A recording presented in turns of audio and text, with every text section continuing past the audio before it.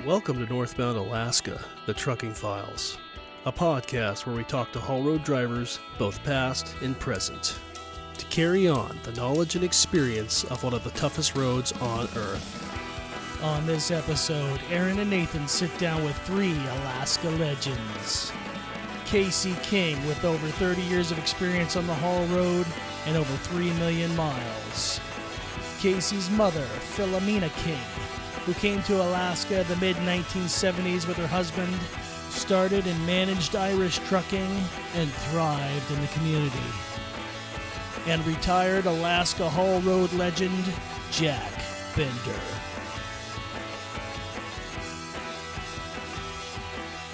We had to move shop here. We're at Casey King's recording studio. We got Casey King and his mother, Philomena, is that right? Yes. Did I say that correctly? And then Jack Bender, an all-time favorite from, was it Minnesota originally? Originally, yeah. Yeah. And then, of course, Aaron File and Nathan File here. So, it took us a little while to get set up here, but, and it's good to see you guys.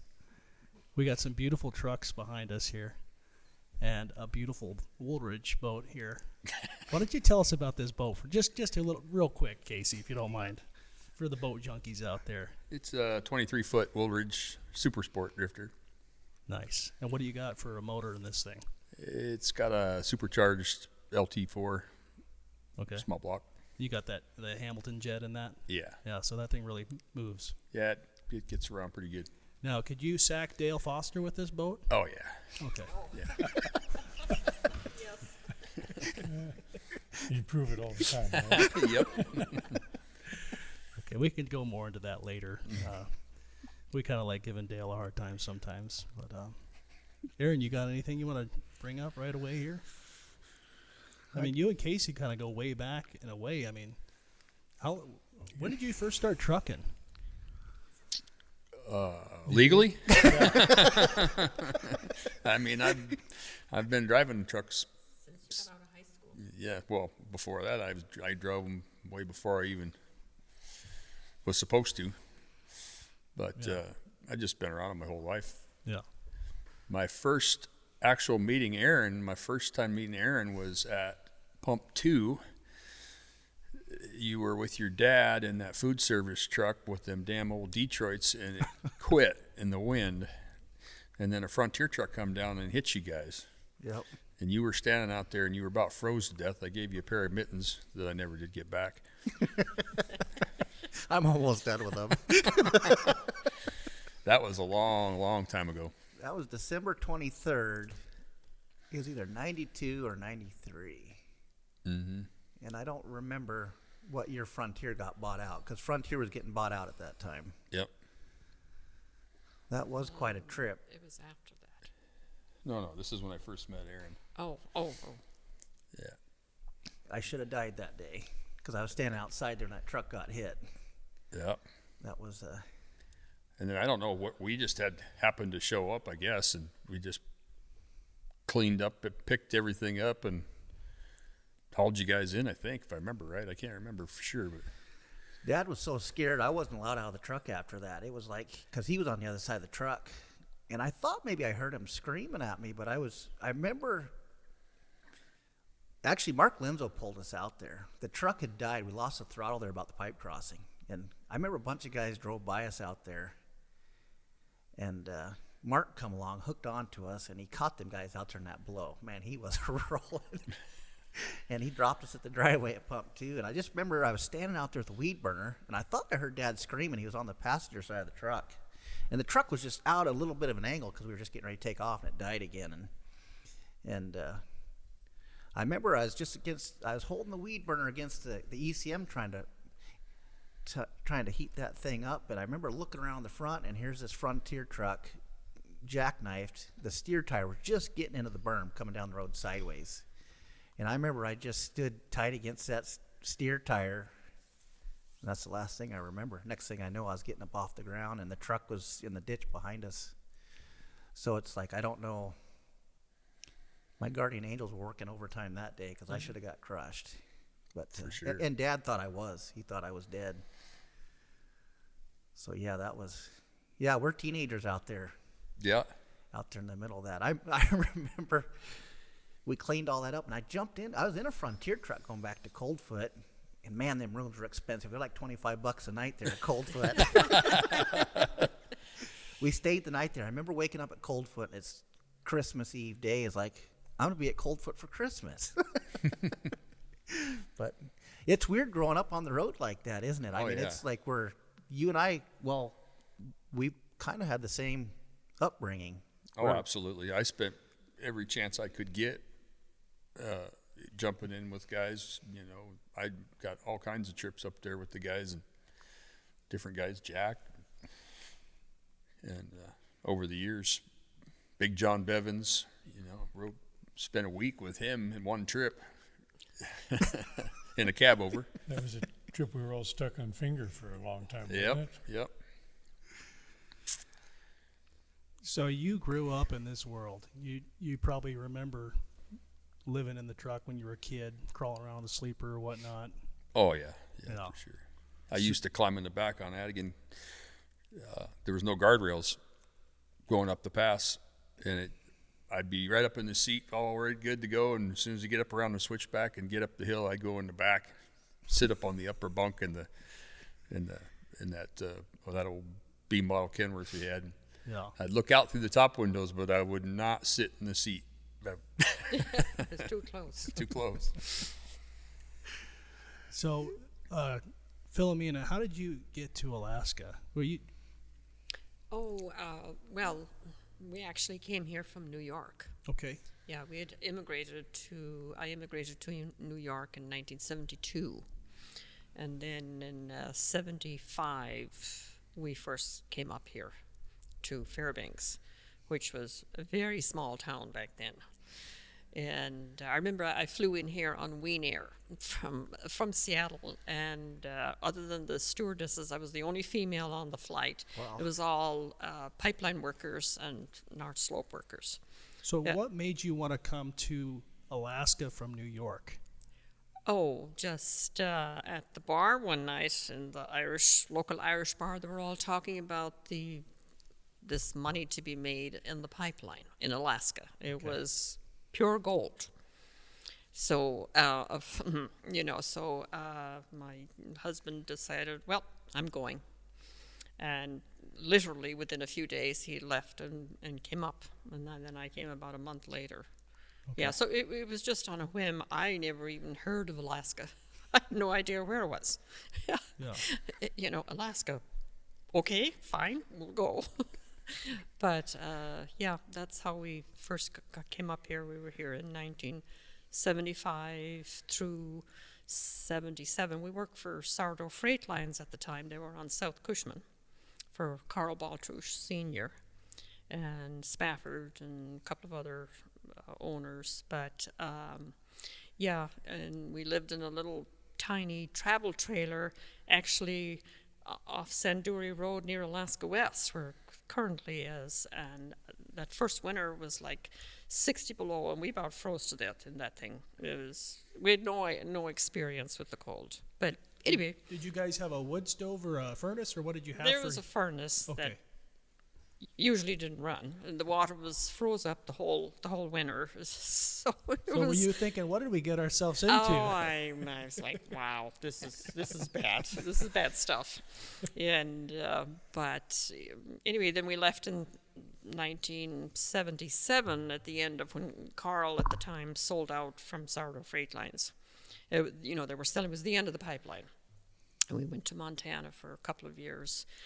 And did the livestock and grain hauling in Montana. And Casey was born in Great Falls.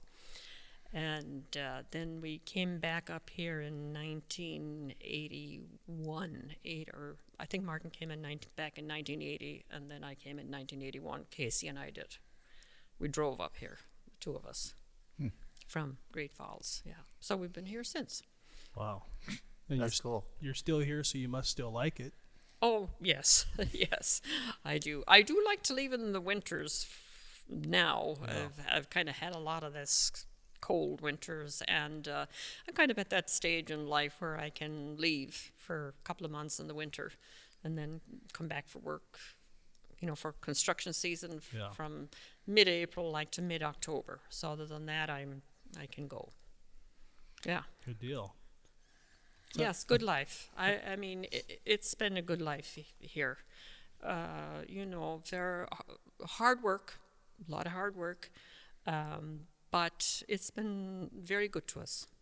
We've had a good life, made a lot of good friends up here, lasting friends, and good people are always there to help in your time of need. And so it's been great, and the trucking has just been absolutely great. It's hard to get out of the trucking world, isn't it? Oh, yes, it is. Yes, it is. Yeah. Well, it's a unique breed, I guess you'd call it. So it's, I would like to see more younger generation getting into the trucking and, going that route. Yeah. I mean, it's expensive and it's hard to start up, but there's a great need. We need to Yeah. keep the trucking industry moving. Yeah. So did you drive truck ever, or I did a little. did you ever drive up the Hall Road? No, I did not. Okay. When I drove, it was in the lower 48, and we were hauling cattle, and I would just, so I didn't have to shift any gears, and I'd move right along. But, however, I do have a CDL, so I have to have it for my business. So I did go to the Teamster driving school here, Yeah. learn to drive, pass my test. I think I got 15 wrong. You could have 20 wrong, and I got 15. So, I mean, my driving experience is not greatest, but I do have a CDL. That's great. That's awesome. She got a lot of trips up there though, back in the day. Yeah. It's been a long, long on time Hall since Road. I've been up there. Yeah. Yeah. Yeah. But you've been involved in trucking for probably Oh, 50 years. yeah. I mean, very in this long, town. very long time. Yeah. From 81 on. We had our own trucks that we worked for Frontier Transportation, and then what was it? The Drilling mud haulers. drilling mud haulers for a number of years. I worked there, and then I worked for 4-star terminals for Bev and Mason in the office for a couple of years. I had Cliff Hendrickson, Lee Peterson, Mike Jorgensen, all those guys back then. Wow. In that day, Did, yeah. did you know Jack Bender back then? I met Jack. Jack, what year was that? I met Fall, when you fall came. of 1985. 1985. I'd gotten a call from my dad, and he said, there's a guy up here, they call him Irish, and he needs a driver. And I think my dad wanted to get me back up here anyway. He was up here working for Frontier. So yeah, I got up in that morning in Minnesota, and they took me to the airport. I had my little suitcase. My dad picked me up at the airport, and we drove over to what was North Star Terminals at that time, and there the trucks were all loaded. That was the first round when Irish Trucking started, took over from drilling mud haulers and started hauling drilling mud. And yeah, we were loaded heavy, and I got in that old gray Kenworth and threw my suitcase in the sleeper, and so I'd gotten out of bed that morning in Minnesota, and I went to bed that night at the Yukon River. Yeah. Yeah, there was about 5 of us went north on that first round. So what You you're guys saying are- is she was a slave driver. I've been accused of that. I wasn't going to say that. Yeah. Since others have. Yeah. Yeah, we worked hard. It was but it was them just getting started, and it was a good period of time there. That's funny. So, Jack, do you remember the first time you met Casey? Well, I do. You would have been what, about 9 years old or something, 10 years old, or Probably, yeah. he was kind of an obnoxious little rascal. He was always asking a lot of questions, which I realized today that inquisitive nature has served him pretty well, because I think he remembers everything that somebody tells him too, so that's a good thing. So yeah, we kind of got a lot of history. Casey, one time you said you didn't remember it, but I still get chills when I think about it. One time he was standing on the running board of our Suburban talking, and one of my kids slammed the door and slammed his fingers in the door. Philomena, I don't know if you remember that. I thought we probably crippled this kid for life. If that's the least of the things that's happened to me, I'm doing good, Jack. Yeah. But yeah, then I had an accident with that truck. I drove for them first, and I guess that's the one little verse that's in Bob Burt's book there. So yeah, it was kind of an unfortunate thing. I don't know. We used to swap lanes in the switchback on Adigan in those days, and I would never do that again. But a lot of times it was a little too difficult to get stopped if somebody was coming, so no problem. You just swap lanes so the northbounder could stay on the outside and stand a better chance of making it around the corner without spinning out. Was that the main reason for not, because they couldn't get stopped, or? It was funny coming down the pass the other day. There's all kinds of tracks just stopped right above the switchback, and it's like there's all these icy marks up there. And it's like these guys are making the hill slick up there now. You know, was it out of necessity or what? Do you really remember why they were doing that? Not stopping and swapping lanes. Not really. It was just kind of the accepted thing. That's what had been established as the protocol or the standard practice for Courtesy. meeting somebody there. And the problem was Richard, the guy that I collided with, was bobtailing, and I didn't realize that. And I'd watched his lights coming up, you know, making his approach to the bottom of the hill there. He wasn't to the bridge yet, and I'm trying to talk to him on the radio, and all I'm getting is static. And I said, I'll swap with you. And I knew we were going to meet right there in the corner. But yeah, that's a good question. Could I have stopped? I had an empty flatbed. I probably could have. But anyway, I didn't. We switched lanes. Well, he figured he didn't have to swap lanes because he was bobtail. He didn't need to worry about spinning out. And all I could, in the static and the scratchiness, all I heard was swap lanes. So I thought, okay, we're good to go. I come around the corner, and there we're looking at each other. And our front wheels on driver's side of each truck got inside of each other. So we kind of sideswiped. It wasn't a direct hit. But all the lights went out, and I could feel my truck then going up over the guardrail. And I thought, great, now I'm going to go down the hillside. But it hung on the guardrail. And the state pickup, they were just coming up through the canyon there to just run up and check the hill out, and they saw all the lights go out, so they thought, oh my gosh, there's an avalanche, and so then they got there right away, and yeah, I had glass in the side of my face, my eye. You know, the glass in the door was fine; that just crumbled like it's supposed to, but the mirror was slapped right up against the side, and that was not shatterproof glass. So I had little slivers of glass and everything, and had my knuckles were skinned up, and Crashed. it was a good thing I didn't have a seatbelt on. I'd gotten out of the seat as best I could, and then the other guy, he had a cut in his forehead. Anyway, the trooper showed up there and took us down to Coldfoot. Well, the state guys put me in the shower in the camp there, and figured maybe I could wash some of that glass out. And then they put a patch over my eye and went to Coldfoot. I ended up riding to town with Art Neal. And I don't know how many guys could remember Art Neal back in the day, but there was nobody that ran as hard or as fast as he did. Really? And I don't think the back of his shirt ever touched his back of his seat there. He was leaned forward in the seat, and every time he could get a gear, he would grab it, whether it was upshifting or downshifting. And boy, what a wild ride that was. He more than lived up to his reputation. Anyway, that wrecked that truck. That was too bad. Casey and I were just talking about that. That had a Shameful. strong running 3408 in that truck. So, Casey, were you riding with your dad up there when you first started, or were you? Yeah, I rode with my dad quite a bit, but then as the company grew, he kind of did less and less trucking, and then I would go with Jack or any of the guys. I rode up there with about every single guy that worked for us, and I spent a lot of time like with Alan.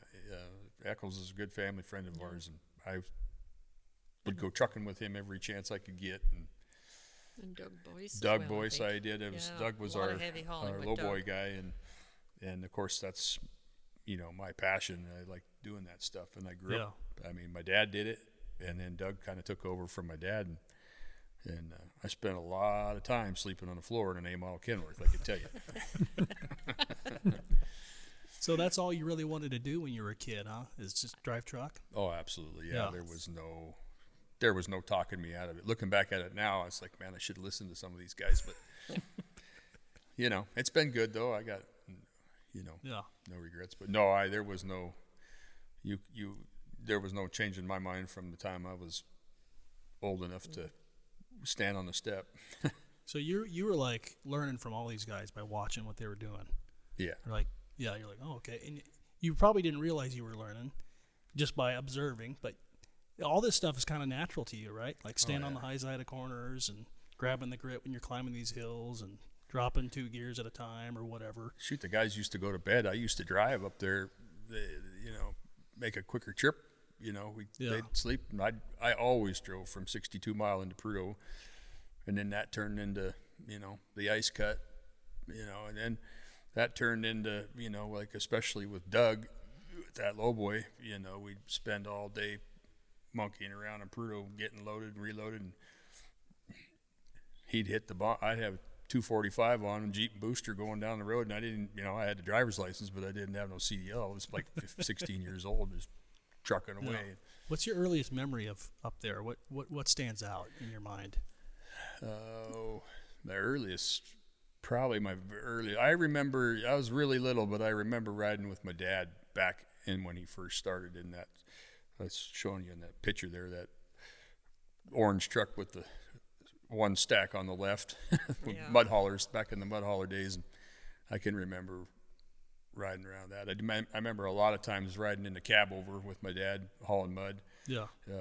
I get my sleeping bag and sit right up on the doghouse, hang out on the doghouse because it was warm. Because I don't know, passenger side of a Freightliner cab over is cold. Yeah. So I rode on the doghouse and yeah. But what stands out is like as far as a memory of what you see on the road, like. For me, I'll just say like going up like Tulik or like 117. For whatever reason, the summertime, that stands out as the earliest memory I can remember being up there when I was a kid. Yeah, I can remember. I guess probably Slope Mountain. Back in the day, if guys got tired, they just pull over to the side of the road, flip their backup lights on, go to bed. There were no pullouts. And I remember my dad. I dreaded it then, but looking at it now, it's funny that I'm doing it. But he used to come around the corner on top of Slope Mountain just get that thing pointed downhill and shut her down right there. Flip your backup lights on, and he'd go to bed for however long. And of course, I wasn't going to sleep, so I'm up in the seat, look like I'm driving, looking down mountain, looking down Slope Mountain, and nowadays you stop and leave your backup lights on, they're going to call the cops on you or something. Yeah. So back then it was common because there weren't pullouts. Guys would just stop in the middle of the road, or not in the middle, but on the side, and leave their lights on, or stop where you can see from both directions. Yep. Right. And you're always stopped just. Yeah. Go ahead. You're always stopped just over the hill. Yep. I see some of these guys now that kind of stop pointed uphill. They're stopped in these weird spots. Or right on the very top. You can't see whether you're coming or going. Then, yeah. Yeah, they're not used to letting the momentum and all that stuff work for you. I couldn't even tell you how many miles I had driving before I even had my CDL. I mean, I used to take our big winch truck that Dwight was talking about on that last episode there.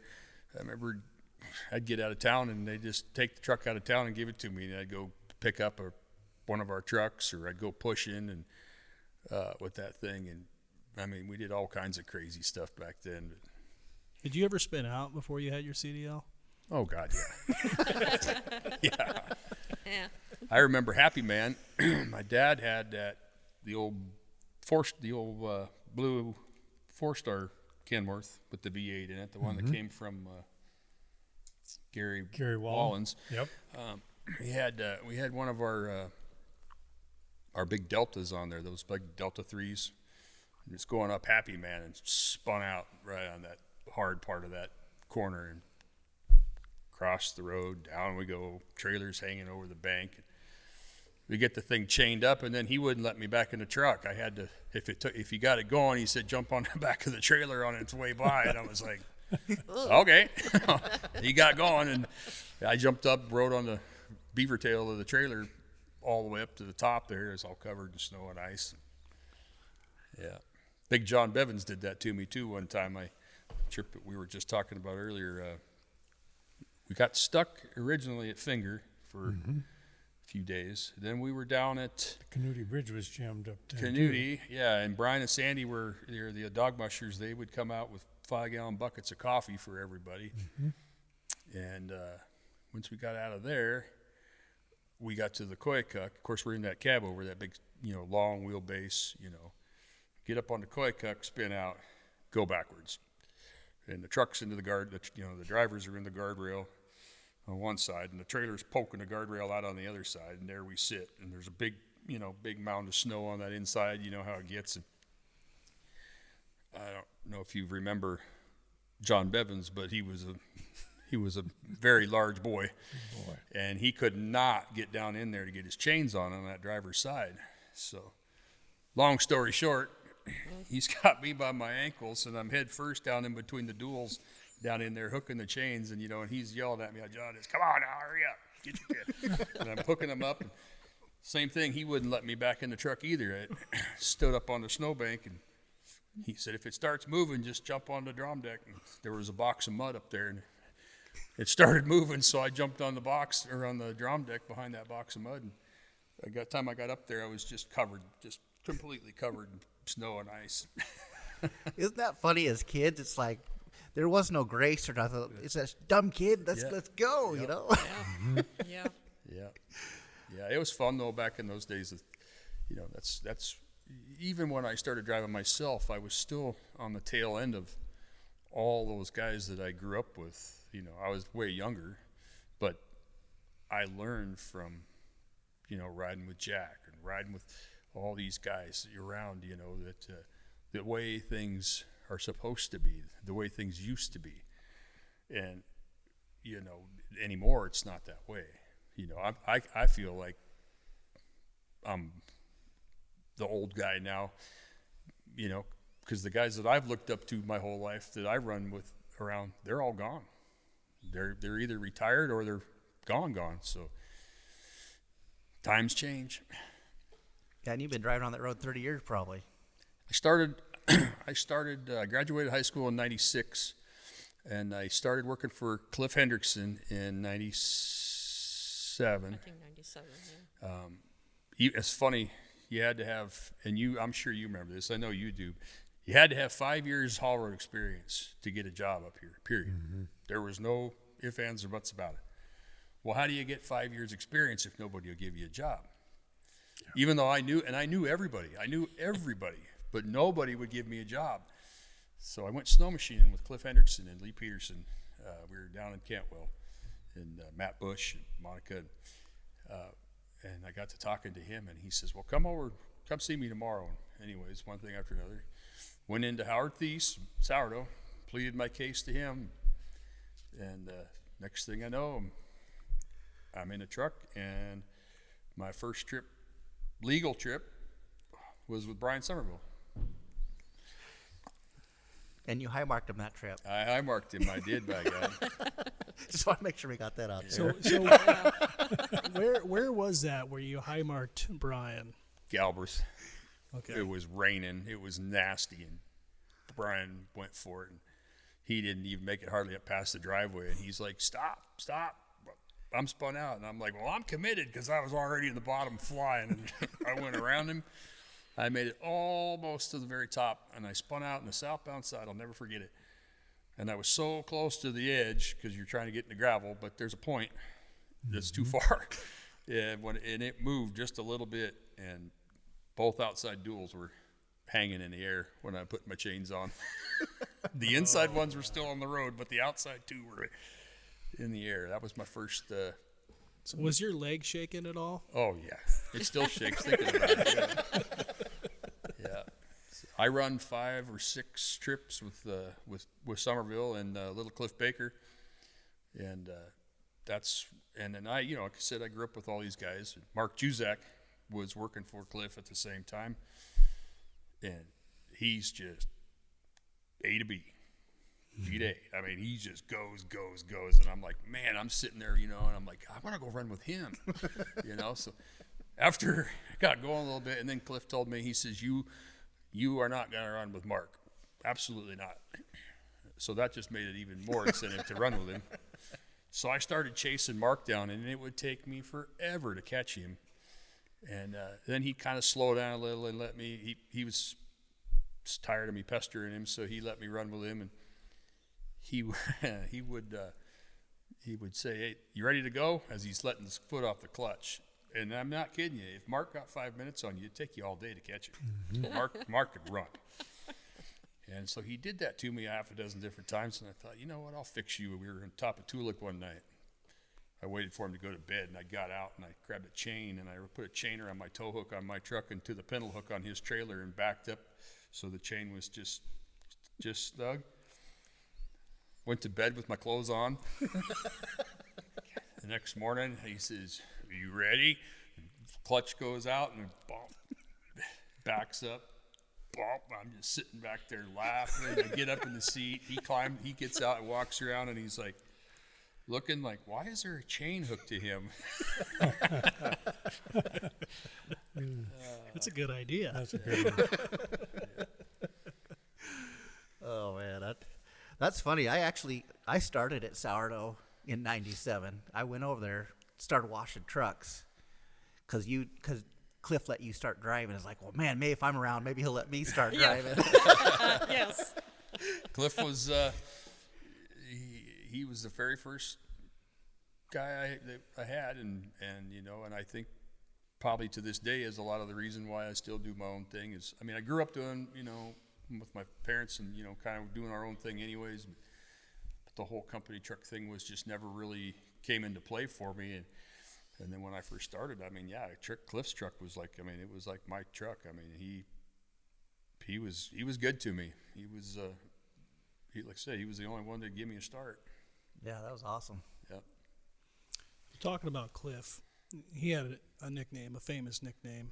Cupcake. I'm just kind of wondering how that came about. Did you guys? I don't remember Jack how would know. that was, but Yeah, he was in Hilltop one night, and I don't know, whoever was cooking that, I don't know if that was when Buck and Shirley still had it or not. I don't remember. But they'd made some cupcakes there, and boy, he got to eating those cupcakes. I think he about ate all of them there. Yeah, that name stuck for the rest of his life. Yep. yeah, he we loved- always did call him Cupcake. Mm-hmm. And he, there were some of us that worried when he let Casey go north, when Casey started running north, because, we were just afraid he wasn't going to take his time. Casey did learn fast. I'll say that about him. Probably of everybody I've known up there that started out up there, Casey probably learned faster than anybody, and remembered what he learned. So, but boy, there were some of us worried he was going to be trying to keep up with Mark and Dave Evans and some of those guys that we ran hard all the time. But Dave Evans. AJ, Yeah. Well, he was our mechanic, and I don't know if you know Dave, but he's quite the prankster. Yes, he is. And I learned the hard way with him. He doesn't play fair, because if you prank him back, he just gets dirty. Yep. Like, Yep. he greased the inside of my door handles on my truck one time. I reached in there to grab it. I was like, God. I wiped the grease off. It's fair, done, get in the truck, and I go to move it, and I put my finger on the splitter, and there's grease on the bottom of the splitter. I was driving this old T800 Kenworth at Cliffs. It was 244 wheelbase, 8-bag, and it had an issue with the suspension. You had to load the pipe flush on the outside rub rail on the driver's side for that thing to sit level. Otherwise, it just favored the ditch side. Of course, the 8-bag, they're wobbly anyways. Well, I loaded a load, and I took off, and I got to Hilltop, and I wasn't feeling, I was getting pretty nervous that I was going to tip this thing over. I couldn't figure out what was going on. I called Dave, and Dave said, I know there's something wrong with that thing, but we've gone through it, it is what it is. All right, so I went to 14 Mile, and I got down at the bottom, going past Haystack and that. I turned around on top, and I went back to Hilltop, and I was almost in tears. And I said, Dave, you got to come up here. I said, there's something wrong. I'm going to crash this truck. Like, there's something wrong. So he comes up, he gets it around, looks it all over, can't find anything wrong with it. And he goes, all right, I'll tell you what, I'll drive it to 28 Mile. He had somebody rode with him up there. I don't remember. So I sat over in the passenger seat. We started down into Washington Creek, and we were in high gear. And I'm like kind of doing this number. And then when we get down into 24 Mile, he went into 24. To this day, I've never gone into 24 Mile corner that fast, loaded with a load of pipe. And he's in there jerking the wheel as we're going around the corner. I'm trying to get in the sleeper because I know this thing's going to roll over. And we get to the top. We get to 28 Mile, and Dave goes, man, he goes, I know what you're talking about. I can feel it. He goes, but, I just don't know. And I said, Dave, don't even worry about it. I said, I'll never bitch about this truck again because I will never go through a corner that fast with this thing in my entire life. I said, I'm good. This truck is fixed. That guy had a way about him, and he wasn't nervous. He just one-handed, sitting back. Guy was amazing. Back in the mid '80s or in the 4-star days, we were pulling pipe dollies all the time, and Cliff and Dave and Lee and a bunch of us run together all the time, and somehow I don't remember what happened. I had to ride in from Coldfoot with Dave, with that pipe dolly on. Now, as hard as he drove, and Custer would tell you the same thing because I pulled some trips for Dave in his truck, and Custer did too. And that thing didn't have tight rattles, squeaks, just tight, just drove like a sports car. And guys had told me, boy, if you ever ride down with him, you're going to leave your fingerprints in the door handle there. And I thought, I am not going to grab that door handle. But as we came out of Coldfoot and we pulled out onto the road, I was pretty strongly tempted. And I don't know how fast we made it to Hilltop, but it would have been a record for me, that's for sure.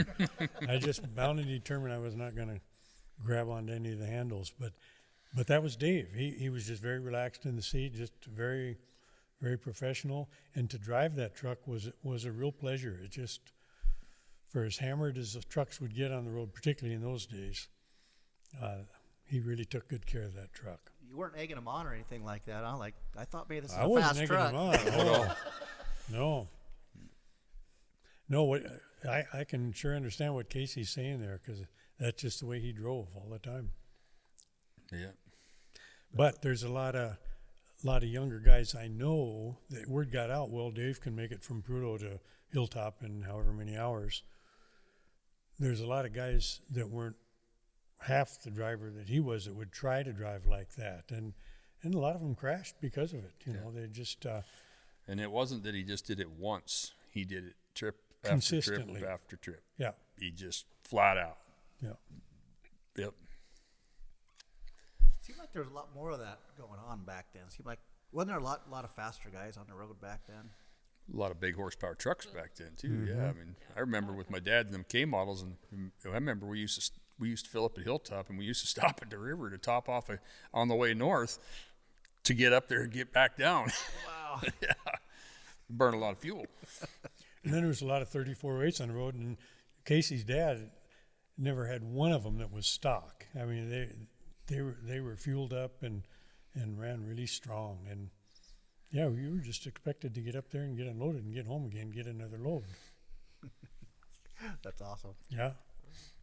Yes, I remember when I was at 4-star and dispatching all those guys, Dave and Mark and Lee and Cliff, and they always had to have 2 loads sitting, waiting for them every time. And they just went one after the other. Turn and burn. But they Yep. always had to have two sitting out there with their name on it. Wow. Yeah. Get it done. Cliff was that way when I They worked were for him, impressive. too. They were an impressive group, and they, really took care of each other, and it was a pleasure to work with them. Makes you wonder how they learn to drive like that, or how is that how they grew up and learned? I don't know. Yes. Mark was that way too. I rode Yeah. home many time when Mark finally slowed down a little bit because I was making him feel bad, I think, or something. I don't know. But to learn the road fast, I decked my truck up and I rode home with him. I did that numerous times. And there was numerous close calls we've had in corners or pickups, and which wouldn't have been a big deal if we were doing 30, but we're doing 70. It's all, and he never gets excited. He just sit there, one hand on the wheel, same thing. Never. I'm over there about to jump out, and he's just like nothing's wrong. And all them guys are that way. That's crazy. You've got a big long list here that you were working on. I should That's probably look stuff at we it need to- again. Do you remember Dwight Busby back when you were a kid? Oh yeah. Yeah. You got any kind of funny stories about?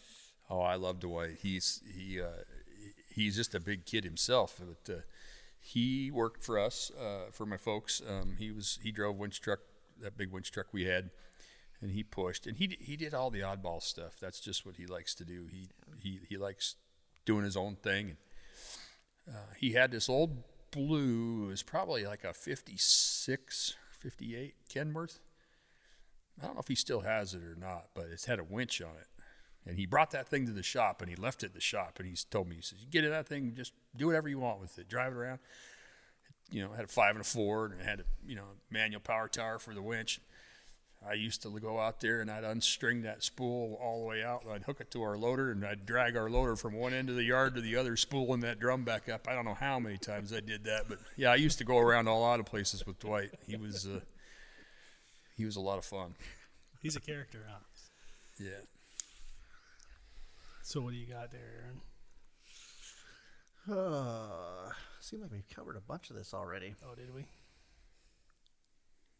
If you had to guess, Casey, how many miles do you think you got on that road? Oh gosh. Boy, I couldn't tell you. Honestly, I Couple million? 3 I million? throw a number at it. I don't know. Yeah, you got a lot, that's for sure. I mean, I started young. Well, I'm still doing it. I have never really. There for a while I was taking summers off, doing other things, trying to stay off the road. And I'm pretty lazy anymore. I don't work near like I used to. But I couldn't tell you. Yeah. I wouldn't. I never kept track either. I would have never. I wouldn't Yeah. even put a number on it. I don't know. Yeah. What do you like doing the most up there? What do you like? Do you like hauling heavy, or do you like running light, like hauling fuel, or do you like lowboy stuff better? I love the lowboy. If I could do lowboys, the big stuff all the time, that's my passion. I like it because it's challenging. You're always doing something different. You're not just going up and back, up and back, up and back. There's just always something different going on. And plus, I did it with Jack and these guys. Clear back when I was at Irish Trucking. And I worked with Jack here until he retired, doing the same stuff. And I like doing that. Do you like pushing or pulling? It's like pulling the load or Yeah. Would you rather be hooked to the load, or would you rather be pushing the load? I'd rather be hooked to it. Yeah. Yeah. Because you get a little bit more dust when you're back there pushing. I have pushed quite a bit, but that's a kind of a different Yeah. scenario. It's kind of hard to do. So when you are hauling heavy, and let's say you're north of the river, you're rolling through some like the 68-mile dip or whatever, are you still letting your momentum carry you through that? Are you chaining up in the wintertime or what? I guess, because I have no idea about hauling heavy. I guess that's why I'm asking these questions. But what do you do if, let's say, you got a big excavator on? Are you going to roll through these dips at like 50 or 45, or are you going to creep through them? No, I'll roll through them. If you're not chained up, especially, you use the momentum. Yeah. Condition wise, of course. The biggest thing you got to watch when you're real heavy like that is is the frost heaves in the wintertime when it's cold. Yeah. The frost heaves, you got to go. That's probably the worst thing you can do is go ripping through that stuff because there's so much iron. It's flexing, and you just got to take your time. You're like Dan Creek. You don't Yeah. want to go through that too fast, No, right? I go pretty. And then I do, when we're pushing and stuff. If I'm pulling the load, I kind of do things old school.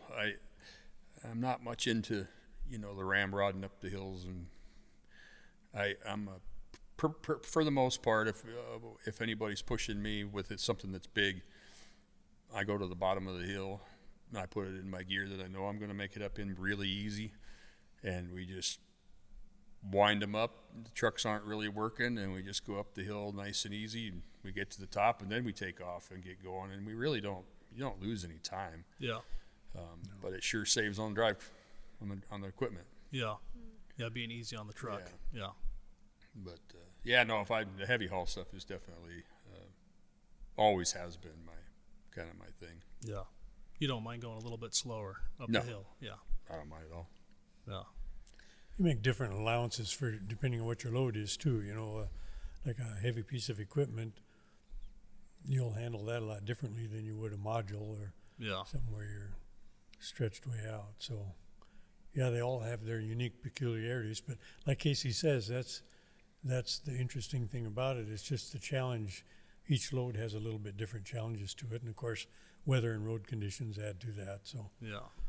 yeah. That's for sure. You guys done a lot of stuff together, though. It seemed like. Oh yeah. Quite a bit, yeah. Anything stand out, or is it all just kind of routine? Well, I know one, but I'm waiting to see if he says it. I remember one time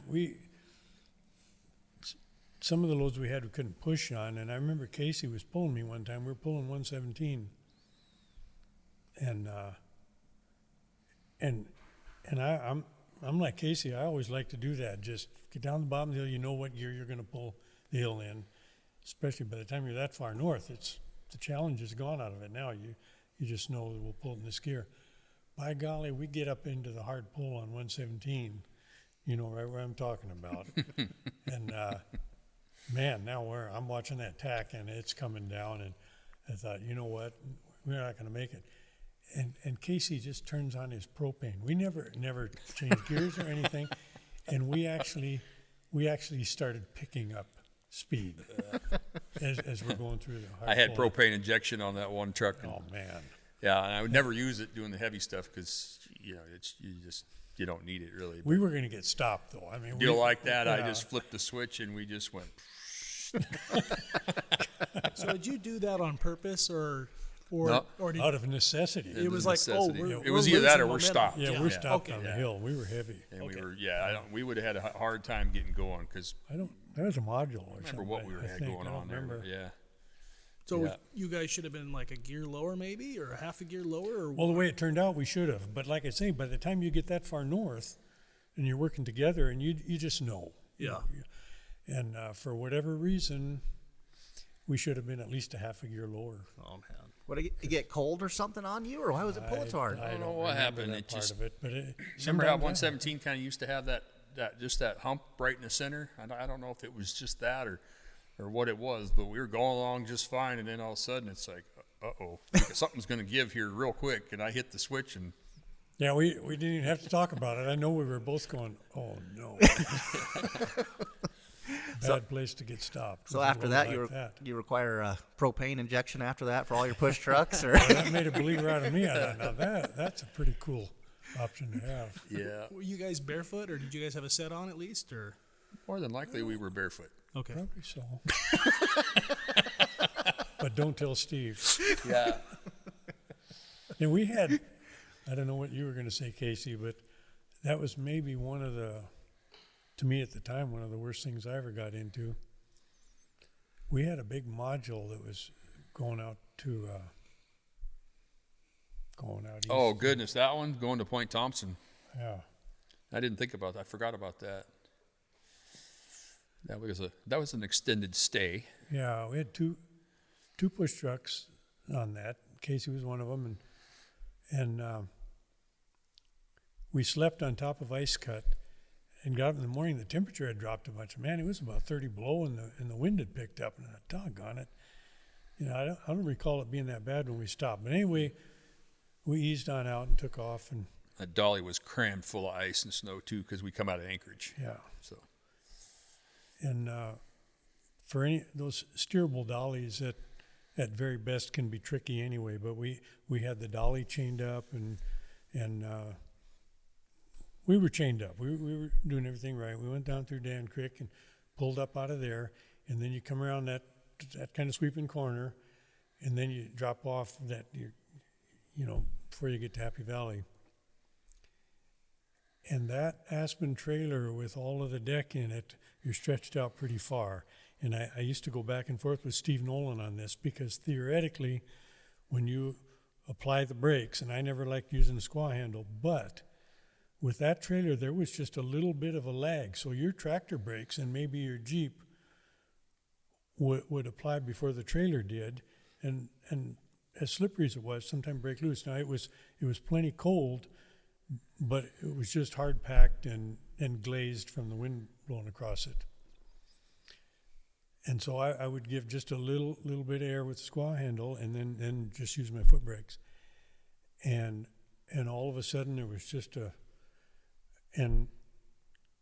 you just feel it in the seat of your pants. You think, uh-oh.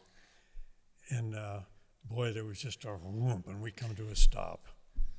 And I look in the mirror, and there that module sitting like this off the road. Well, that snow was deep down off the edge of the road, and all you could see was the top part of that rear gooseneck and the booster and everything.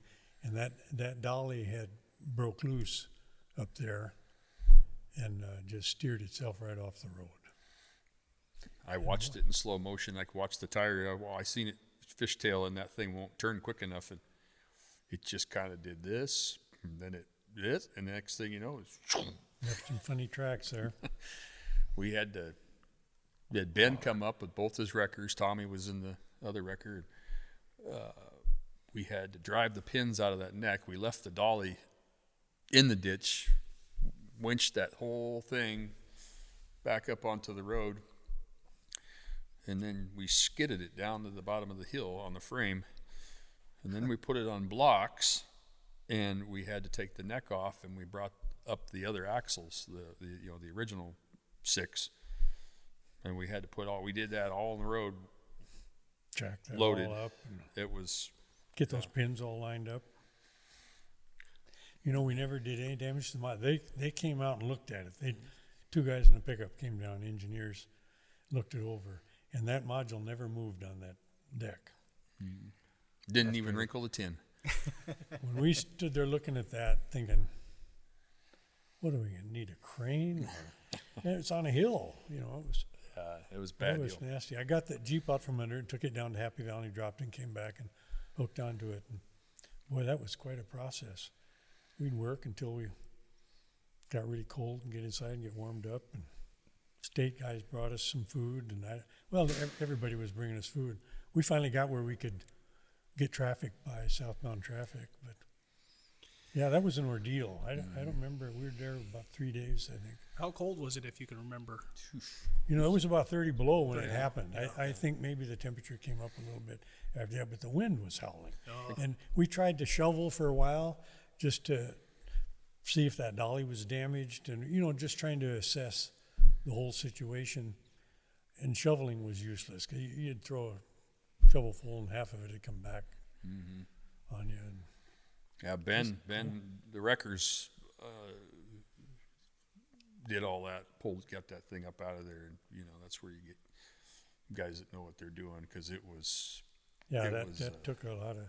We were switching trucks around, push trucks, and using them for anchors, and trying not to tear out any drive lines and stuff like that. That was a scary looking deal. Yeah, Yeah. I think that was the worst ordeal I got into up there for sure.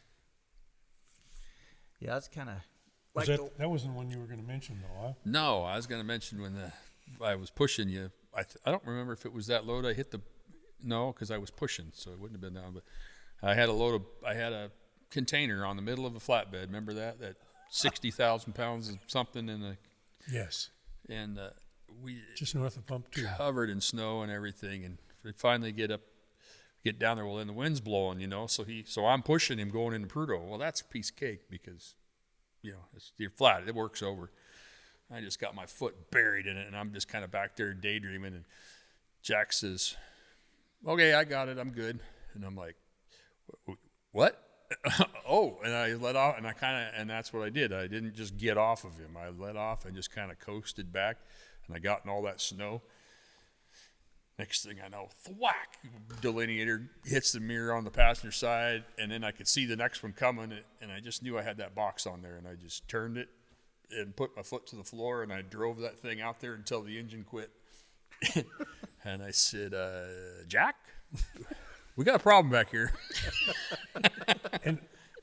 And we talked about that. And if you've done any pushing at all, when it's snow conditions like that, you better be either right on the block or you better be way back. And I just totally dropped my guard. All of a sudden, he was in no man's land there, and then you're lost. The thing shot out there like a rocket, and then I had some guys coming south, or there were some Carlisle trucks there. SDR showed up. Russ was there, except a couple other guys. And we got a hold of that. We got our push truck back. The other push truck, we had two, and we had him come back, and it took us forever to get that thing back up on the road. We damn near tipped that thing over. I don't know how many times trying to get it back up on the road. And it's like, how come this is so hard to get it out? It went in like a rocket. It just shot right out there. But you can't bringing it back up on the road. That can was all laid over. Was this before the road got raised, or? Yeah. Okay. Yeah, if we'd have done that now, that would have. He did the right thing. 'Cause he could have easily been on his side. Yeah. But that's the scary thing about pushing is that you got nothing for visibility. You got to either stay right on the block. Yeah, that we were just interviewing Jim Hurd and Rod Lawrence, and Jim was telling us a story about going off the road. It's, if you go off the road, just drive it out just there. drive it out there, Drive it right? out there, yeah. 'Cause otherwise, if you try to bring it back on, you could potentially lay it on its side or roll. Yeah, that my dad drilled that into me from That's an old habit. earliest understanding. Yeah. It's a hard one to make yourself want to do that, but That's what I Because was your gonna instincts ask you. are to Yeah. pull it back, but You just got to let it go, I guess, and just, yep, I'm off the road. drive it out there. Yeah. Yeah, I'd forgotten about that one. Yeah. That was a pretty chilly night too. that as was I a recall. long night. That man. was. Casey, have you ever slid off a hill into the ditch before anywhere up there? When you spawn out, or like on Mackey or something? Well, I mean, probably. I'm pretty sure there's not a hill up there I haven't slid back on it with the ditch, but yeah, I've had them off. You get the trailer off the road or whatever. And Yeah, just chain up and get back. on the chain it road. up and keep going. Or sometimes you got somebody else around there. They'll come up. I've been on the other end of it. I've been on a lot of pull up there and hook onto somebody and drag them up out of there. Yeah. Yeah, I've had it. I've had it back across the road a couple of times. Mackey, I had Bart was right behind me and two trucks behind me, I guess, because there was a sourdough that was back there. And I'd spun out on Mackey, and I told him I'd spun out, but he'd come up anyways, and he spun out right next to me. And well, I was getting a little heated at that point, but I got out to put my chains on. I grabbed my chains off the rack and I went to throw them on the tire. And next thing I know, I'm grabbing the door handle on the stack, getting in because it's gone, it's going. And I slid across the road. Fortunately, it was in the spring, and that berm was just solid. And I ended up sliding all the way down the hill. But I just stayed against that bank. It wasn't fast, like you hear people say, fly. You don't have control. I don't care who you are. Oh no. This was just a controlled crash, and it just all the way down the hill. I just went all the way down, right, just sliding against the bank. Bart says, "How far are you going to go?" And I said, "Well, until it stops." Yeah. Not much I can do about it. Put my chains on and took back off. Bart said, "Did you slide all the way down there, or did you back down there?" And I said, "No, Bart. Well, yeah, I did back down there, but I didn't do it on purpose." So, what is the right decision to do in that when the trucks slide? I mean, I've heard Todd Powers say, "Don't ever get back in a truck before," but I mean, should you try to control it if you can? Or Oh yeah, I mean- you can't. I mean, especially if you own it. I mean, Yeah. you know, I would, you know, you don't get back in it. I mean, things are going to get drastically yeah, worse, more than likely. Yeah, there's times I guess maybe you wouldn't, but I know I wouldn't. I just, no matter where I'm at, I just get back in it and try to do what you can. You try to get the trailer, catch you the know, berm or get something. the trailer across the road and get it, you know, get it as soon as you can get it stopped, the better you are. Yeah, But, you know, different scenarios are, but is it better just to get off the brakes and try to let your wheels roll so you can? yeah, grab when you're again? sliding. Yeah, Yeah. yeah. You try to want to, you kind of want to, there's kind of a method to it, I guess, but it's not really a method because you're still not in control. But Yeah. you got to get your tires moving. You got to get that hot surface away from the road and get back where the tires are trying to bite. You can use your jakes and then use your trailer brakes with your jakes. And sometimes you got to be real careful because your front end will lock up and it won't want to steer. Yeah. So you just got to. I don't know if there's a right way to do it. Just Yeah. don't do it, I guess. Yeah. I had a deal one time years ago when I was working for MI. I slept at the river. Got in the morning. There's about probably 3 inches of fresh snow. And I took off, and we always had really good loads, good driver weight, all everything's nice. I had that new Pete I got, and I get up to Sandhill. There's no traffic. I get up to Sandhill. There's no tracks at all, and I'm just cruising along, and it was cold enough. I think everything's cool. I get right up there, kind of in the corner, and doggone, I'm spun out, and I'm going backwards almost immediately. And it's not a slow slide either. And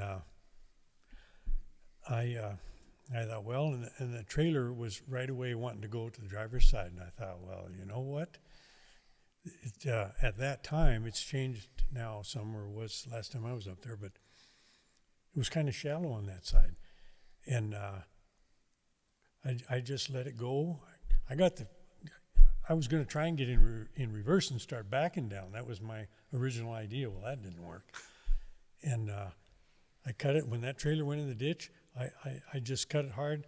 And when it came around, I just spun that steering wheel, and the whole front end just slid right around, and everything came to a stop. And the truck's pointed back downhill, and the trailer's off in the ditch. But I thought, I got out there, and I looked real quick. Everything's clear. I just put it in gear, and I drove right out, headed back down the hill, went down to the access road, and got turned around, put a set of chains on, went up to the top of the hill, jerked my chains off real quick, and I met Eldon Holm that was working for him. Eldon was just a prince of a guy, just soft-spoken and just the best guy, only truck I'd met, and I never said a word.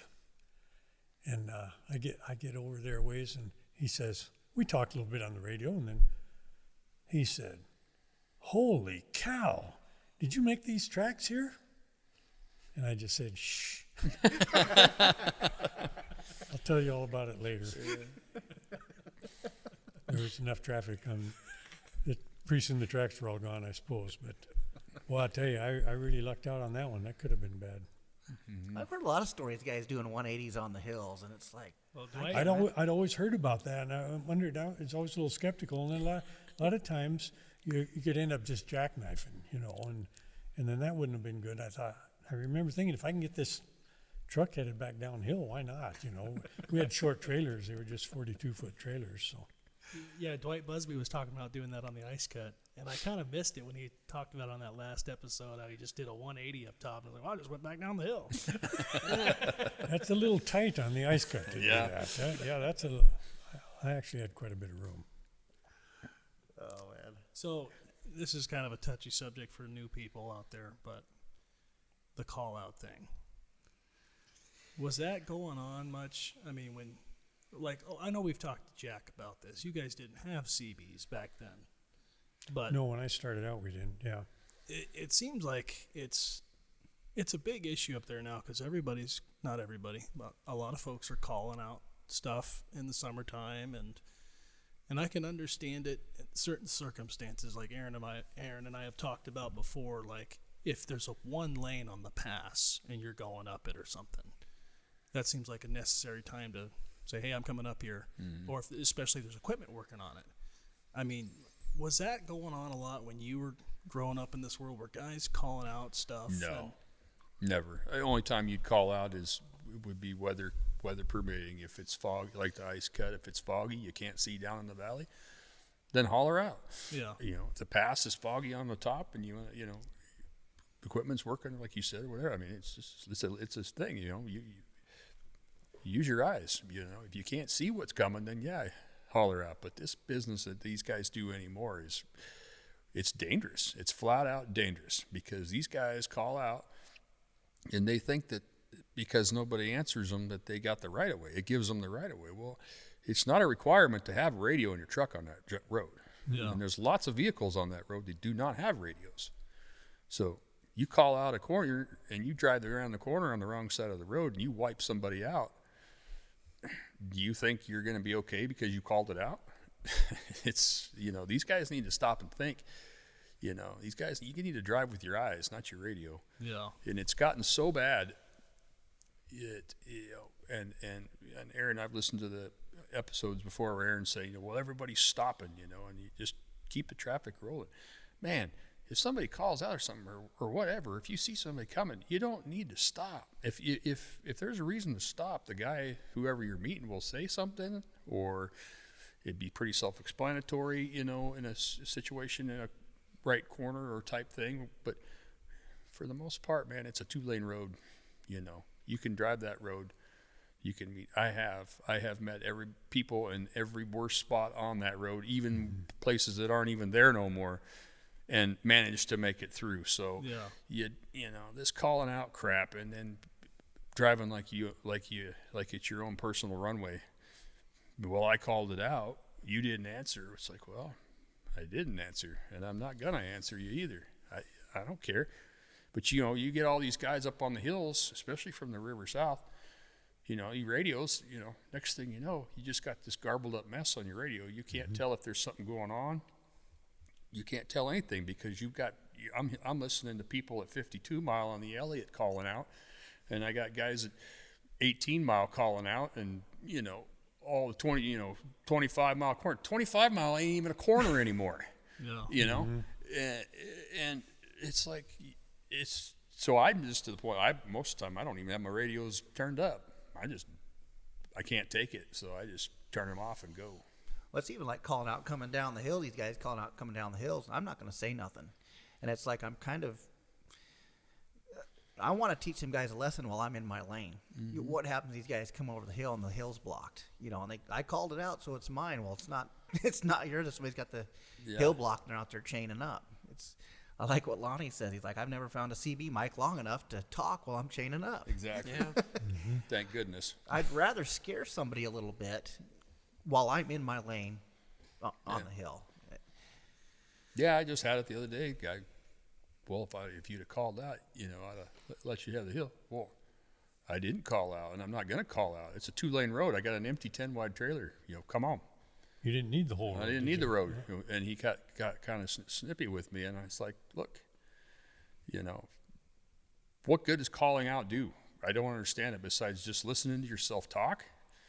I don't know if it makes some of these guys feel important. I don't know what it is, but pilot cars call out way too much anymore. You know, the freaking all these people, all these different drivers, and the tour buses, and it's like it's nonsense, is what it is, and it's dangerous. It's really dangerous. Yeah. I was going up the pass the other day, and this guy called out up there, which I'll do it when it's bad on the pass, but I don't do it in the summertime. But I think it's just last week he calls out and goes up there, and I'm a mile or so behind him. I get up there around the pipe crossing going south, and he's spun out. He'll call out to go up the hill, but he won't say nothing when he spins out. It's like we're doing everything wrong. When you spin out, hey, I spun out up here, and then jump out, put your chains on. But it's like, yeah, the call out thing is wearing us out. I get about half nervous spinning out anymore on these hills because of that. You know, now, you know, it used to be, you know, you sit there for a second and, you know, you make sure that the truck's going to stay put, you know, get your brakes set or whatever you're doing, and or putting something under your tire. If you know, a lot of guys do a lot of different things. I find myself now sitting in the cab longer than I should be because I'm waiting. I'm waiting to. I'm hollering at somebody. You know, hey, I'm spun out here. You know, and then, you know, for example, on Mackey, hey, I spun. You know, so Bart was there. He stopped. Well, then Bart was. Now I know Bart can talk to somebody that comes over the top of the hill because these guys call out. You know, southbound Mackey, and they come off of there like they own it. And here I am crossways on the road. You know, it's not good. No, it's ugly. And it's gotten super frustrating. I guess maybe I'm old and cantankerous anymore, but I can't handle it. I just turn the radios off. Yeah. Like it's just somehow or another we've made it all these years on that road without calling out. And gosh damn, if now we ain't got to start doing it. Yeah. Well, I think you just make a really good point there that the radio is a handy tool, but had Bill Ruge used to say years ago, you just take that radio plumb out of there and make those guys look at their thermometer and look at traffic and figure those things out rather than should I chain up for the next hill or shouldn't I or should I take my chains off, and you figure it out. It's your truck, your load. Well, so-and-so said it was good. Well, yeah. Well, so-and-so had a 12,000-pound load of groceries. Yeah. You know? No, there's a lot to that. It's just use your eyes And it's funny because Bill Rogie, I mean, a lot of these new people probably wouldn't even recognize the name, but it's like he came from a family that pioneered this road timer. Yeah. Exactly. before there was a road. Yep. Absolutely. Yep. And there ought to be some weight to what he says. Mm-hmm. You know, and there's a lot of, when I started, there was not much traffic on the road as there is now, not even close. I mean, we used to, we'd go for hours and it was cold, a lot colder and stuff. But we'd be going for hours before you'd even meet a truck. And I always had my winter gear sitting on the seat, and everything just because of that fact. It's a lot easier going now, but man, when somebody said something to me back in them days, one of the old timers, Scheidler, Hipshot, or, any of them, Howard White, Howard Merriman, one of them guys say something, okay, thanks, not, I got a new set of tires on and I'm 4,000 to the good. It's like, no, if they tell you something, you just tell them thank you, and you either do it or don't, but you better listen. That's the thing, because they're not just going to be talking all the time. Right. It's like if they open their mouth, you better listen. It's like Howard White. I mean, he's not here with us anymore. But when Howard White told me to put a set of chains on, I put 2 sets on. Yeah. If Howard White says he was slipping a little bit on the hill, but he made it barefoot, I stopped, put a set of chains on, and I did it religiously the whole time I've known him. Howard Merriman's another one, guys. Man, a few words. If he tells you to chain up, put your freaking chains on. Yeah. Yeah. Oh, that's a teaser right there. Yeah, because like Jack and a lot of these other guys that have been up there, they've seen people get killed up there, Yeah. and they don't want to see that again. And that's why it's so serious. And that's probably why these guys were yelling at you kids when you guys were young, because they had seen all that. They don't want to see it happen again. And in a way, I don't know if that was the right way to teach by yelling, but it got it in your head. Got attention. It's the way it is, man. I mean, it's the way it's the way this industry used to be. It's that caliber of people. You can, you're hardcore. Our old boss, Dave. He was an asshole of all assholes, but he was a great man. I'd work for him again in a second. You could have it out with him, and 10 minutes later, you're going to go about your job, and he's going to go about his job, and there's no grudges. There's no drama. Yeah.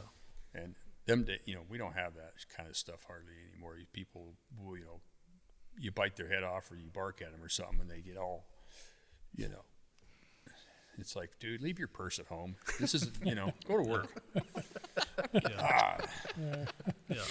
It's definitely a different mindset on that road. And it's like, how did we get here? I don't know, man. And I guess it was inevitable that things are going to evolve with social media and a lot of that stuff. I don't do any of that, so I have pretty low tolerance for it. But it's hard for me to feature anybody in that position, like up on that road, that's depending on that for their information. And just, That is something. You think about them guys, they got to stop at Coldfoot, or I got to see what Facebook's saying and see if I can go on or not. And it's like, what? It's like, Yeah. Well, I don't Facebook either. I don't have none of that stuff. But my wife, every once in a while, she gets wound up about, there'll be an accident or there'll be somebody off the road or something. And then you start getting all these armchair truck drivers on there, well, should have done this or should have done that, or they'll start bashing on somebody. It's like, dude, if you want to bash on somebody, go right out there and do the exact same thing they're doing at that time. You don't, you got no right to judge anybody with your feet up next to the wood stove. yeah, everybody's got an opinion. They've got this they know it all, but it's like, what? I had my wife with me one time, and we heard this truck had run out of fuel coming south on the knob.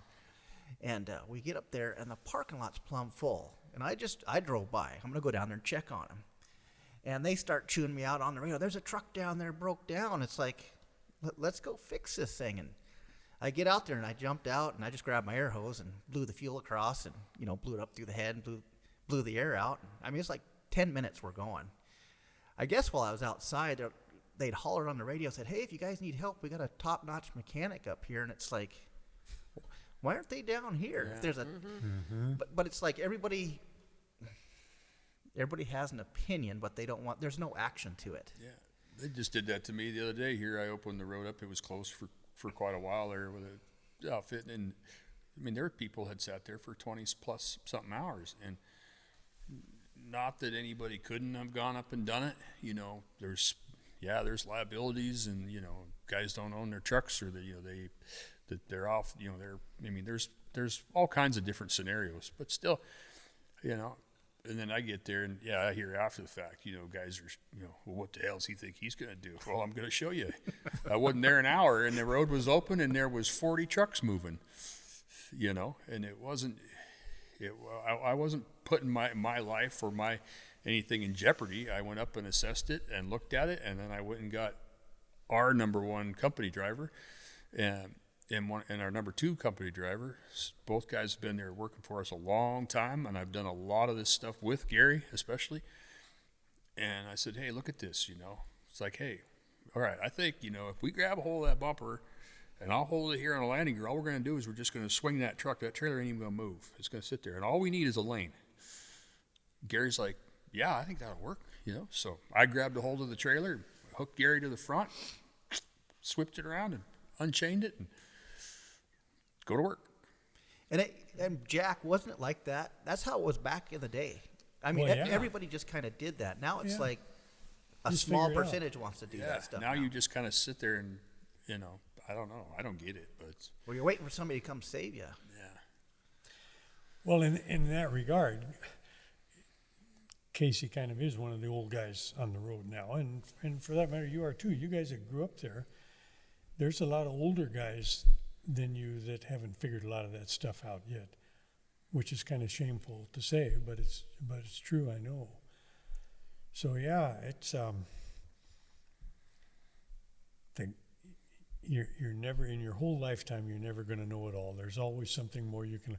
I learned a lot of stuff from Casey, and he's 30 years younger than I am. Because I tell my wife I'm a genius. What does she say? Rolls her eyes and shakes her head, yeah. I can't tell you what she said on there. But yeah, seriously, it's just a matter of paying attention to what other guys are doing and having that learning mentality where you don't have everything figured out, and you never will. And if you once feel that, there's always something more you can learn. Iron sharpens iron.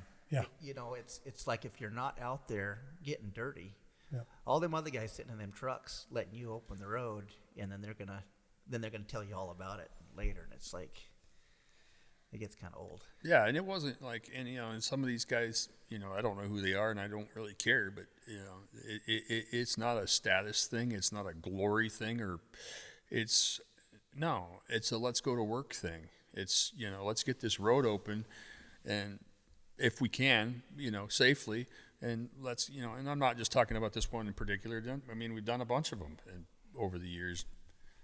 You do what you can. You help a guy out, and you also help out, the traffic situation by getting the road up if you can. I mean, if there's somebody in the ditch, I don't care who they are. I don't care what company they work for. If I can pull them out without tearing up my stuff and help them out, I'll do it. I mean, I've done it numerous times, and they've turned the record around and sent them home because I got them out. And it's just like, well, I'm there, and it's an easy thing to do.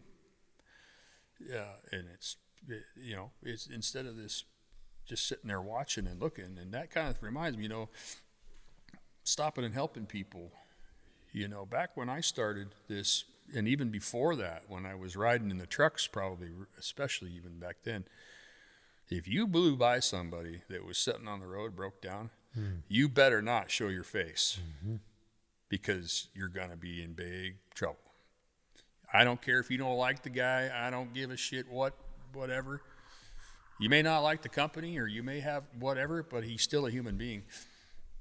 You help him, and I'll stop and help anybody. I may not haul your truck home, but I'll give you a ride. I'll give you a ride to whatever you're going to do, because some of these outfits anymore, they don't want to have, they don't put no stuff in these trucks, or the guys don't, I should say. And they show up with a crescent wrench and a screwdriver, and they got a flat tire, but you still, I can't tell you how many times I've been blown by, and I don't have a lot of trouble, but everybody does, but I can't tell you how many times I've been right smack in the side. I mean, not even in a pullout, just on the side of the road. Guys just blow by, and it's like, Yeah, don't even slow down for you. Yeah, that would be man, them another days, issue. people, you used, if you did that years ago, Oh man. And the bad part is what goes around comes around, because Exactly. you're up there long enough, Yeah. you will need help. yeah, And it's like, I want to be the guy out there helping. I want people to know I'm helping, because when I want help, yeah.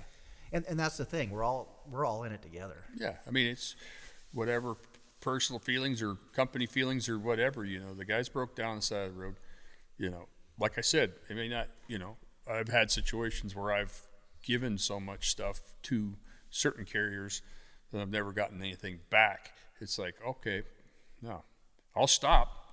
I will give the driver a ride. I'll give you a ride. I'll help you out, but I'm not putting anything else on, on a truck. And I think that's fair. Yep. Me, if somebody helps me out, I used to, back when Hilltop was cool, I used to leave, meal tickets for, guys, you stop and help on the road, you leave them a meal ticket, or now, I guess you can still do that, Coldfoot, I think, but, or you give them a An appreciation. give them a 6-pack of beer or something when you come home, take it over and drop it off at their shop. That's worth thousands and thousands of thanks, more than money, you just tell them, you make sure they know you appreciate it, Yep. Yeah. I always try to replace whatever I borrowed, but I usually go buy two. I throw one in my toolbox, Yep. and I take theirs back. It's like, well, I needed it. I'll probably never need it again, but I can give it to somebody else. You never But, know. yeah, it's what a different mentality up there. It sure is. So I got something to ask you, Casey. The other day I seen this driver. You may know him. His name's Charlie Dawson. Oh, yeah, I think I know him. He was talking about the sleeper was a little narrow or a little yeah. small for him, and he said he was on this Casey King weight loss diet. That's or something. Casey King Trucking's diet program. Yeah. Could you talk a little bit about that? Well, this is the main truck that Charlie drives, and it's got about everything but the kitchen sink in it. Well, my other one is kind of just like mine. And they're a little bit smaller, but the guy that drives it is out. His back's hurt, so I had Charlie jump in that one, and Charlie's another old timer. He packs everything. Charlie, you can rebuild a truck on the side of the road. I've had to rebuild the floorboards in the sleepers of these trucks because of the stuff he carries. Well, it's like, he goes, well, there ain't no room in this thing. And I said, I know. And he's like, I can't, Charlie's he's a good sized boy. And he says, I can't get my overalls on. I got to wear my sweatpants. And I said, well, let's look at it this way. This is our new diet program. This is our new incentive. This is our diet program. Yeah, I heard him talking to me on the CV about that over by Galbraith the other day, and then I think I heard him talking to Michael too. Yeah. A little bit. I was like, man, he's going on and on Oh about it. yeah, yeah. He really thinks it's something. There's no room in there now. Why in the world would you have a sleeper that's small? This, that, and the other. It's like, well, sometimes less is more. Yep, that's right. I like that. Less is more. Yeah, that's what I say a lot too. But no, Charlie's a good guy. He actually did a lot of. He hauled some gravel for me for a while there in my neighborhood. So Yeah, he's worked for me for sheepers probably Hey, he's been around here. probably a good 7-8 years, I suppose now. yeah, Yeah, he's always got a good attitude. You yeah, know? him and then my other guy Andy that drives that truck. If it wasn't for those caliber guys, I would just have the one truck. Yeah. I don't have to babysit those two. They take care of them like they own them. I mean, but you cannot find that kind of help anymore. I mean, good hands like that is just, there's just nobody's around like Yeah. that, you know. I've been very fortunate with those two. Yeah. So, how much longer are you going to be trucking? Phew. We better ask A Tracy. long ways to go. At the rate I'm going with my kids, it's probably going to be, I'll probably be about 110 before I get retired. It's kind of hard to get it out of the blood, isn't it? It is. I'd like to get out of it. I'm not necessarily get out of it, but just get out of the truck. I would like to be into doing special operations type stuff, big, projects like that is what I really enjoy doing.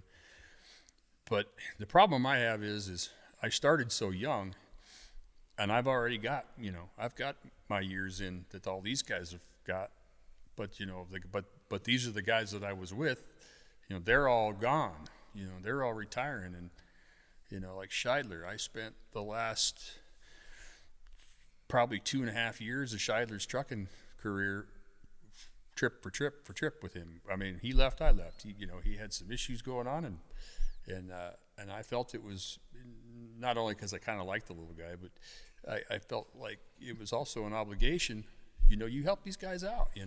and I run with him forever. And he's great to run with because he can fuck up anything. It's amazing. That guy tears up more shit, and it's so fun. But all these guys are gone. Especially like around in our little company. I've been at Alaska West for quite a while, and all the guys are, Jack's gone, JD's gone, freaking Scheidler's gone, Cal's gone. I mean, it's like it goes on and on and on. It's like looking at it anymore. Now it's just me and Baird, Foster and a couple others. It's like, man, where has the time gone? Oh man. Yeah. That's kind of sad to think about it like that. The old timers moving on, and now it's like, oh, now you guys are the old timers. Yeah, exactly. Guess need to get a little bit more crotchety, huh? Yeah. Yeah. No, I don't know how long it'll go. I don't have any plans per se. I'm still pretty young when it comes to that point. But you still look forward to it every trip, don't you? Yeah.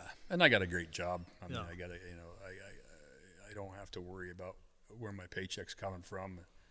And I work with, all good people that have been around a lot of them guys for a long working relationship, and I'm pretty spoiled, so I would have a hard time giving it up. Yeah. It's okay to be spoiled. Yeah. You're spoiled just right. Yeah. Good deal. Well, you got any good boating stories? Oh man. You ever break down on a sandbar with this thing? No, I've never broke down on a sandbar, but I've been on a sandbar a lot. I've been on a lot of sandbars. Yeah. There ain't really good boating stories. Nah, I don't even know. We got a lot for sure. Yeah. You ever take this thing in the Tanana, or you just stick to the Salcha?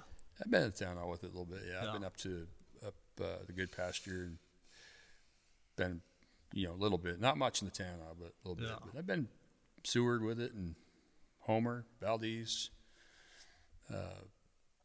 Yeah, pretty much. So yeah, it's kind of a multi-purpose boat. You can take it out in the ocean, and then you can take it up to the cabin too. Yeah. Yeah. Yep. That's good.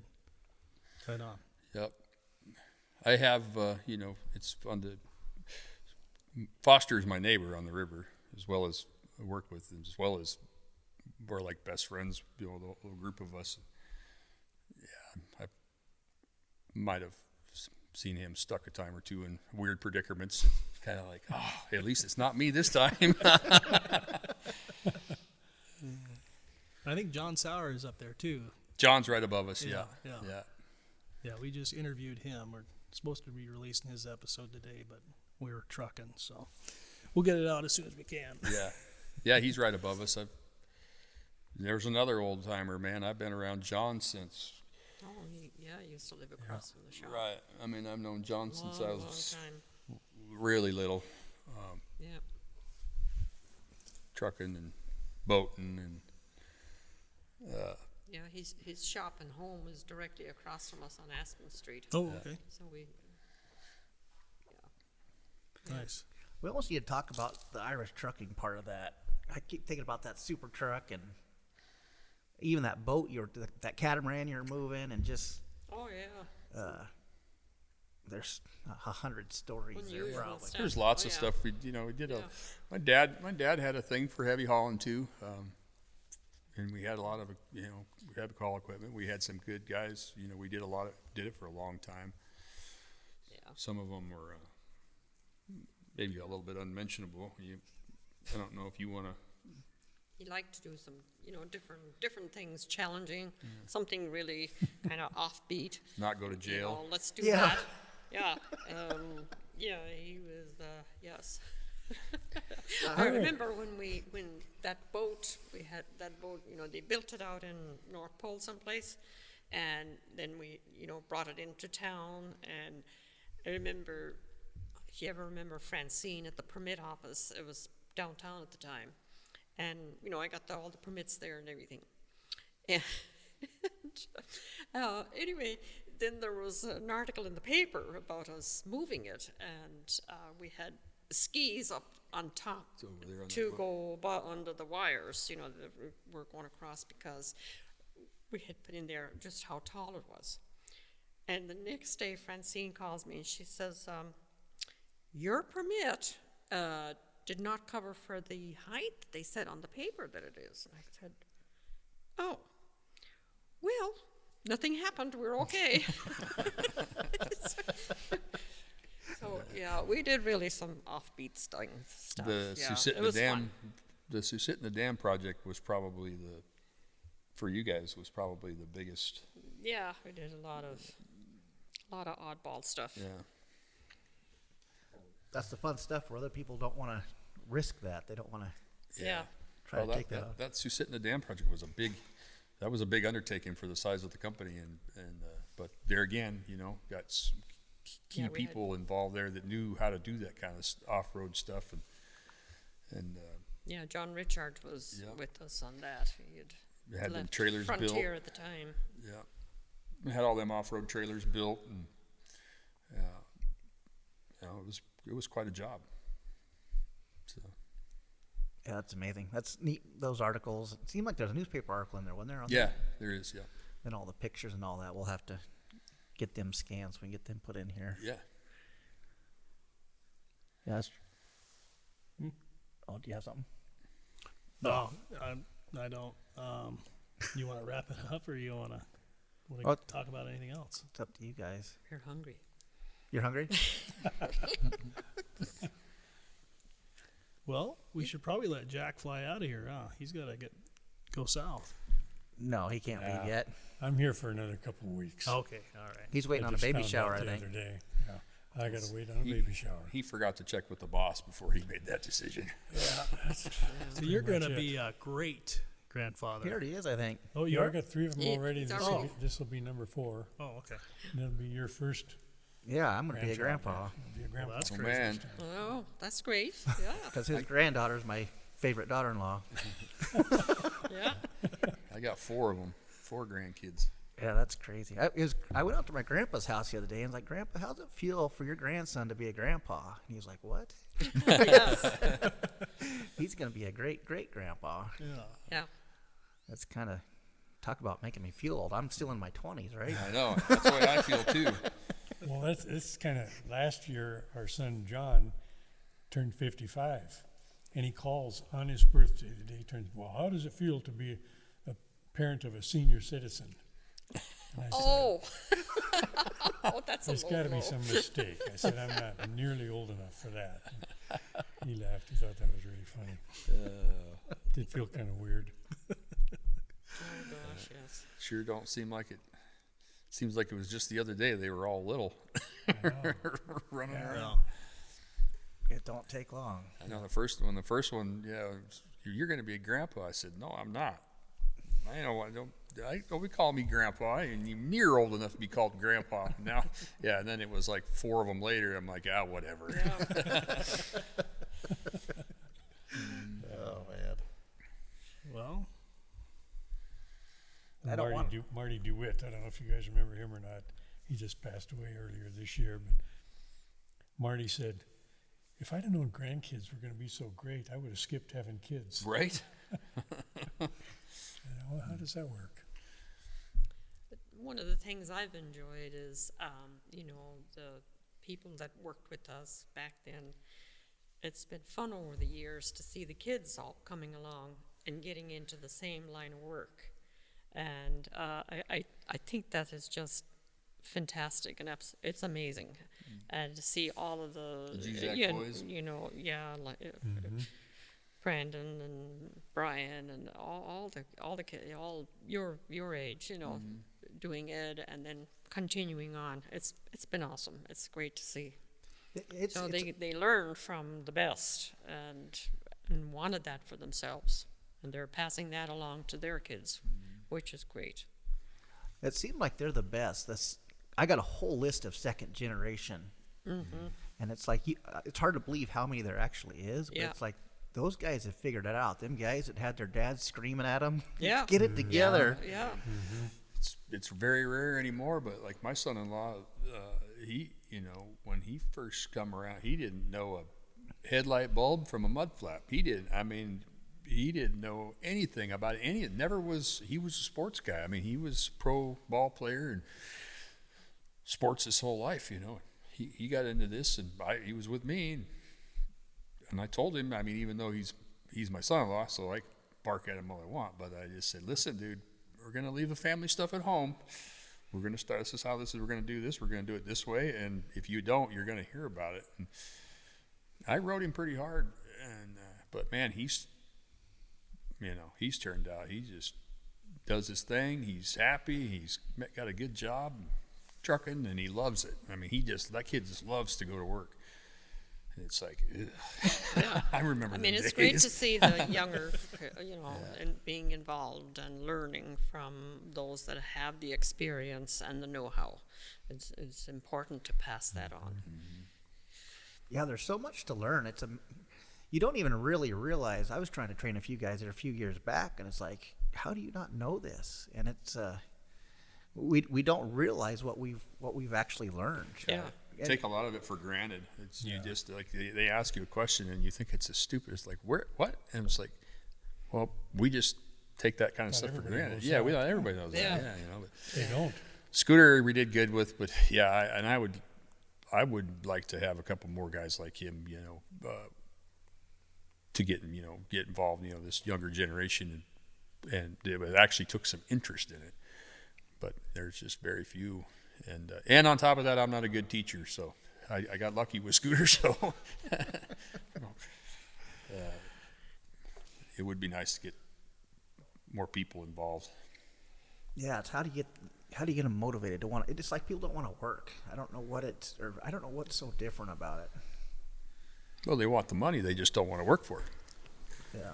They got their hand out. Well, but it is hard work, and going out buying your own rig, providing your insurance, getting your loads, and all of that.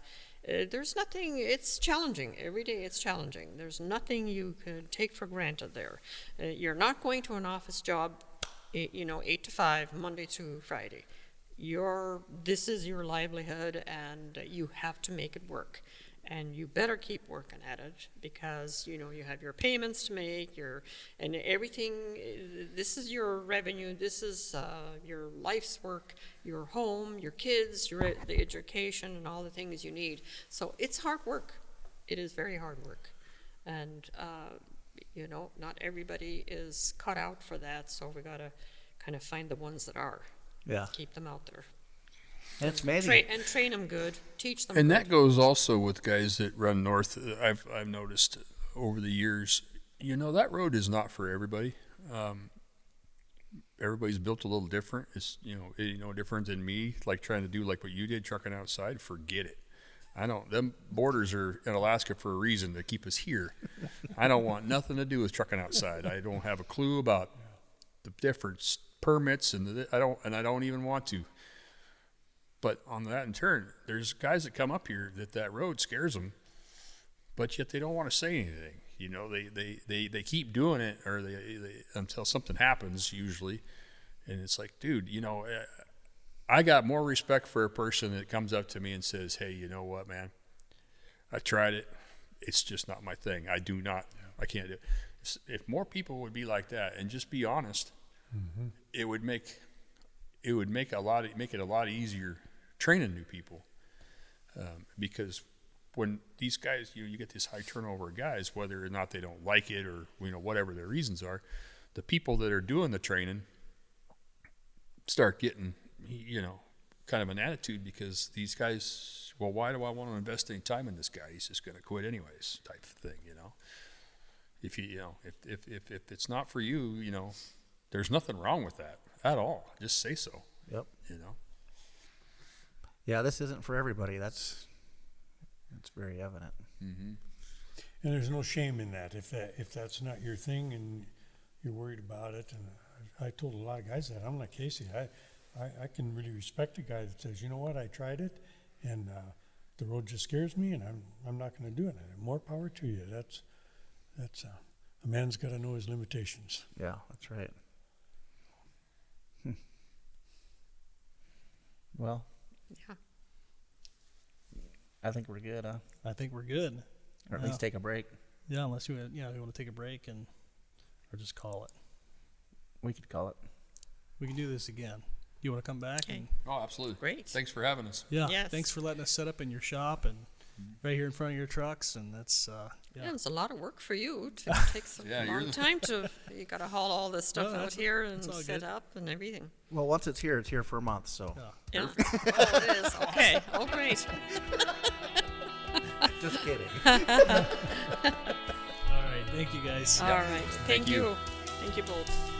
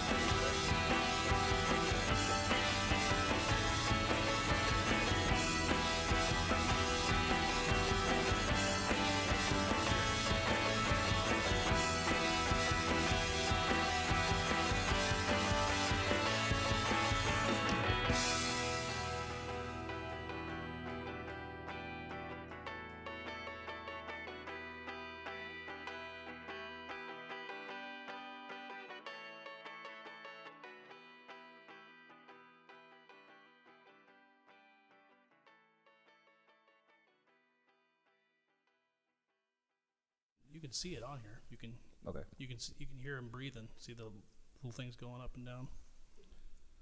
Here's pacemaker.